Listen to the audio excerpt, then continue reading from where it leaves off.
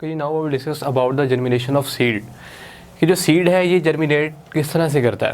Like जैसे अगर हम बात करें तो सबसे पहले तो जैसे हमने प्रीवियस लेक्चर में डिस्कस कर लिया कि फर्टिलाइजेशन होती है फीमेल गेमेटोफाइट में, उसके बाद जाइगोट, फिर एम्ब्रियो और फिर यानी सीड बनता है।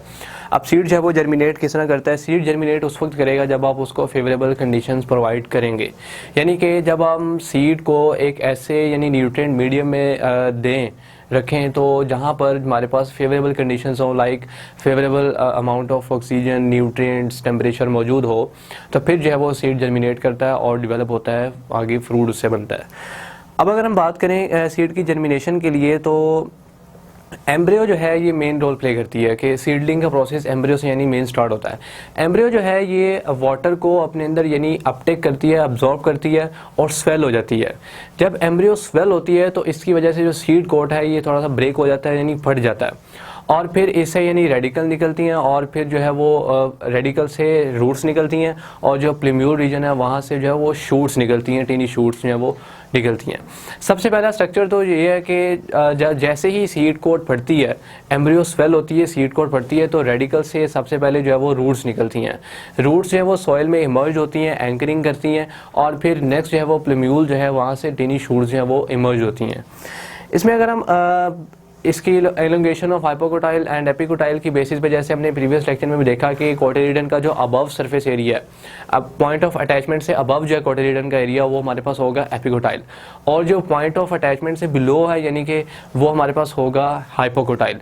तो इनकी एलोंगेशन की बेसिस पे अगर हम देखें तो हमारे पास टू तरह की यानी टू काइंड्स की जर्मिनेशन होती हैं, जिनमें फर्स्ट है हमारे पास एपीजियल जर्मिनेशन और सेकेंड है हमारे पास हाइपोजियल जर्मिनेशन। एपीजियल जर्मिनेशन की अगर हम बात करें तो एपीजियल जर्मिनेशन में होता क्या है, दोनों एक दूसरे के लिहाज से थोड़ी सी डिफरेंस है। लाइक एपीजियल जर्मिनेशन की अगर हम बात करें तो इसमें ये होता है कि जो कोटिलीडन होता है उससे हमारे पास जाहिर सी बात है कोटिलीडन से यानी हमारे पास सीड से शूट्स और रूट्स तो निकलनी है, पर एपीजियल जर्मिनेशन में ये होता है कि जो हमारे पास हाइपोकोटाइल है यानी हाइपोकोटाइल के जो हमारे पास जो below the point of attachment area cotyledon का हाइपोकोटाइल, वो हाइपोकोटाइल जो वो इलोंगेट होता है।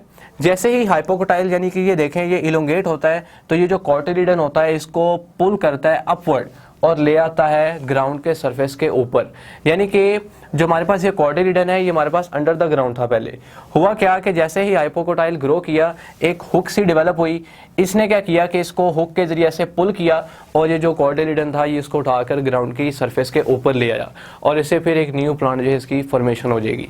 जबकि अगर हम हाइपोजियल जर्मिनेशन की बात करें तो वो कुछ ऐसा स्टेप नहीं है, वो थोड़ा सा डिफरेंस है। लाइक किस तरह से कि इसमें अगर आप देखें तो इसमें यह है कि होता यह है कि यहाँ पर जो था हमारे पास एपीजियल जर्मिनेशन में जो हाइपोकोटाइल थी वो इलोंगेट हुई थी जिसने इसको पुल किया अपर सरफेस पे।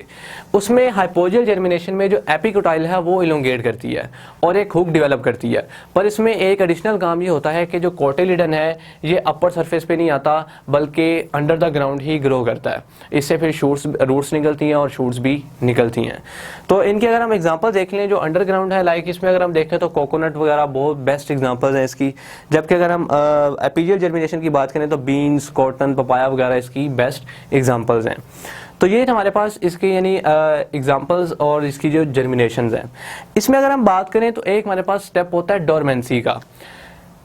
जैसे मैंने पहले भी बात की कि सीड जर्मिनेट तब करेगा जब हमारे पास प्रॉपर फेवरेबल कंडीशंस मौजूद होंगी, लाइक टेम्परेचर मौजूद है, ऑक्सीजन मौजूद है, न्यूट्रिएंट्स मीडियम मौजूद हैं, फिर जो है सीड जर्मिनेट करता है। अदरवाइज अगर आपके पास ये सारी कंडीशंस फेवरेबल नहीं है, अनफेवरेबल हैं, तो सीड जो है वो जर्मिनेट नहीं करता बल्कि एक उस कंडीशन में चला जाता है जो कि सीड डोरमेंसी की स्टेज होती है।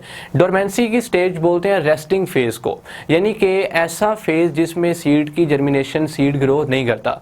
जैसे ही सीड को फेवरेबल कंडीशंस मिलती हैं, लाइक टेम्परेचर प्रॉपर मिले, ऑक्सीजन मिले, न्यूट्रिएंट मीडियम्स प्रॉपर मिले सॉइल के अंदर, तो फिर जो है वो अपनी सीड जो है वो अपनी डोरमेंसी को ब्रेक करता है यानी रेस्टिंग फेज को छोड़ता है और फिर जर्मिनेट होने की तरफ जाता है जब फेवरेबल कंडीशंस मौजूद हों। इसमें अगर हम फेवरेबल कंडीशंस की बात कर लें सीड की जर्मिनेशन के लिए तो इंटरनल कंडीशंस भी बहुत मैटर करती हैं और एक्सटर्नल कंडीशंस भी बहुत ज़्यादा मैटर करती हैं। कंडीशंस फॉर सीड जर्मिनेशन,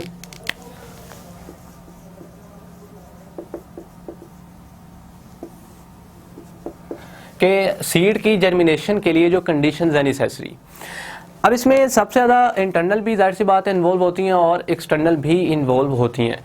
अब हम सबसे पहले बात कर लेते हैं एक्सटर्नल कंडीशंस की। एक्सटर्नल कंडीशन में हमारे पास सबसे पहले वाटर है, मॉइस्चर। अब जैसे अगर हम बात करें कि बहुत से ऐसे प्लांट्स हैं हमारे पास, बहुत से ऐसे प्लांट्स हैं जिनके जो सीड्स हैं इनके अंदर वाटर के कंटेंट्स बहुत ज़्यादा कम होते हैं, यानी कि वाटर की सप्लाई की शॉर्टेज होती है इनके अंदर। अब ये करते क्या है कि इनको ज़रूरत होती है एक्सटर्नली वाटर जो है उसको ऑब्जर्व करते हैं, यानी कि जब सीड के अंदर वाटर कंटेंट्स बहुत ज़्यादा कम है इस लिहाज से कि जो सीड की डेवलपमेंट है वो ज़्यादा पानी से होनी है, इतना पानी सीड के अंदर मौजूद नहीं है, वाटर कंटेंट मौजूद नहीं है, तो जाहिर सी बात है फिर सीड जो है वो एक्सटर्नल इन्वायरमेंट से वाटर को लेगा तब अपनी जर्मिनेशन को परफॉर्म करेगा। तो सीड जो हैं वो फिर एक्सटर्नली वाटर को ऑब्जॉर्व करते हैं और अपनी जो जर्मिनेशन है उसको यानी इन्हांस करते हैं।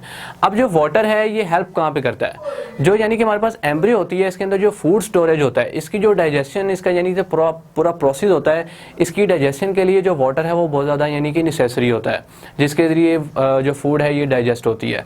और इसके साथ जो हमारे पास हाइपोकोटाइल और एपिकोटाइल हैं, इनकी इलोंगेशन के लिए सीड से जो हाइपोकोटाइल एपिकोटाइल निकलते हैं, इनकी जो सीड्स की यानी जो जर्मिनेशन है, इनकी इलोंगेशन है, इसके लिए वाटर जो है वो बहुत ज़्यादा नेसेसरी होता है। इसके बाद ऑक्सीजन।